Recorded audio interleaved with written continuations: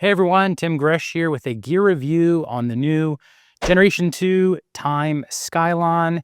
I'm going to discuss my thoughts on this in terms of how it will fit, as well as a few other details such as, will I be able to get a Selle SMP saddle in the right angle on the proprietary Aero seat post? Let's get started.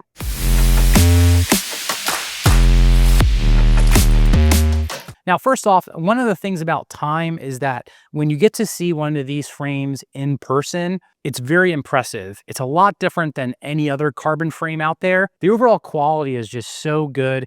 It's hard to convey that over video. You just kind of have to see one up close, but take my word for it. There are some really cool videos on YouTube. Recently, there was a factory tour that MapDec did on specifically the Scylon. So that's worth checking out if you really want to dive into the nitty-gritty of how these bikes are made. Now, here at the shop, I do offer Time as custom builds for my customers. So I'm not a standard retail bike shop where I have pre-assembled bikes to sell. Instead, for anyone that wants to have us build them a full custom bike around their fit, we can do that with currently 2 different brands, 7 Cycles, and also recently we brought on Time. I really like Time because the quality kind of goes in line with the overall finished product that I want when I'm doing a custom build. I want the fit to be great, and I want the bike underneath it to all work really well. And that's what you get with the Time, is a very precision built frame. For those of you who watch Hambini on YouTube, you know all about the quality of a Time frame. Now, let's talk about the sizing.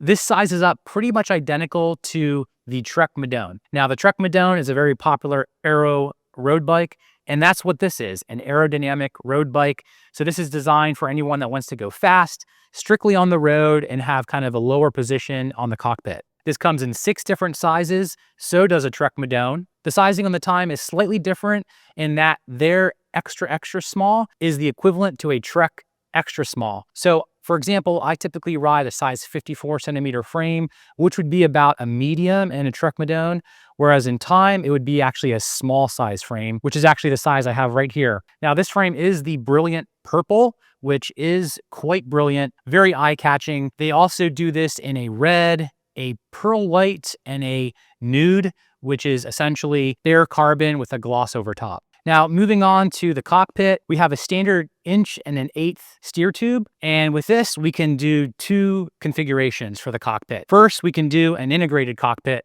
stem handlebar all-in-one, sort of like this. Not this one exactly, I just had this laying around, but essentially like that. Now, I'm not a fan of the integrated cockpit unless you've worked out your fit dimensions ahead of time and you know that once the bike's assembled, you're gonna have a good position of the shift levers and the drops. This is always overlooked when a bike is stock built because it's just stock built. And then you end up with this on your bike and it's not going to be adjustable. It's just very expensive to make that change for a simple adjustment. Now, when we're in the context of building a bike fit first, so we've planned out the fit ahead of time and then built the bike up, then this could be a little bit more viable with some planning. So I'm not totally opposed to it, but you got to be careful with this. What I'm more of a fan of and what I like about this frame is that we can just run a traditional stem with a handlebar.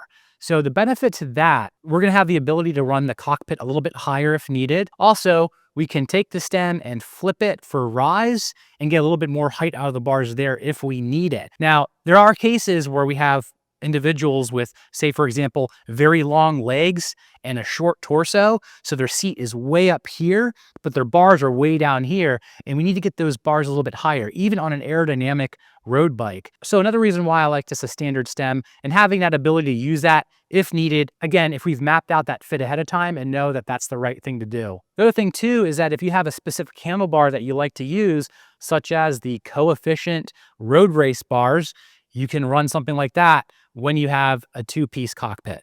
Another consideration is this the right frame for you? So like I said earlier, this is an aggressive Aero road bike designed for an aggressive bike position. So I actually had a customer eyeballing this frame and we were talking about building this up for them. And during that discussion, we also started talking about the Alpe d'Huez X, which is also a great frame from Time That one has a tire clearance of 37C. This has a tire clearance of 32C. So this really is a true Aero road bike, whereas the Alpe d'Huez X is still a road bike, but it has a little bit more upright position. It's going to be maybe more suitable for certain riders depending on what their fit needs are. So again, another reason why the fit first is so important, because it not only drives how this bike would be assembled, but also, is it the right frame to begin with?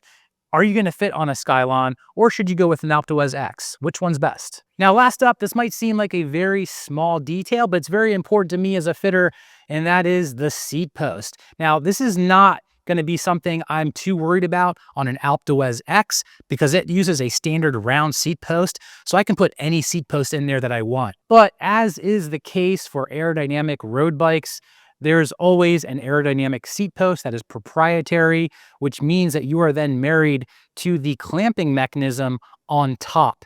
And sometimes that can be very restrictive. And I've seen quite a few times where this does not allow certain saddles to be installed, specifically Selle SMP. So one thing about the Selle SMPs is that when it's configured in the right angle, you will have an upward slope of the rails, which means that you need a seat post that has quite a bit of adjustability of angle.